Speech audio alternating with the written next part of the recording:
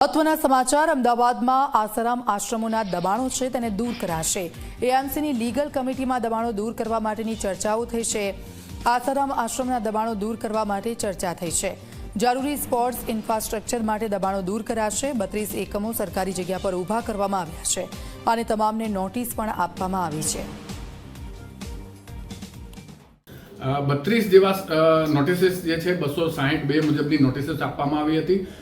એ આશ્રમની અંદર ઇલીગલ જે સ્ટ્રક્ચર્સ બની ગયા છે એ ઇલીગલ સ્ટ્રક્ચર્સને દૂર કરવા માટેનો જે કે નોટિસીસ હતી અને એની જે ઇમ્પેક્ટની એપ્લિકેશન હતી એ એપ્લિકેશન રિજેક્ટ થઈ જતા એ અપીલ્સ અત્યારે ગુરડાની ખાતે પેન્ડિંગ છે અપીલેટ ઓથોરિટી સમક્ષ, જેમાં આપણા મ્યુનિસિપલ કોર્પોરેશન તરફથી લીગલ કમિટી દ્વારા વકીલશ્રીની નિમણૂક કરી અને એ અપીલ્સને ઝડપથી નિકાલ કરવા માટેનો પ્રયાસ કરવા માટેની સૂચના આપી।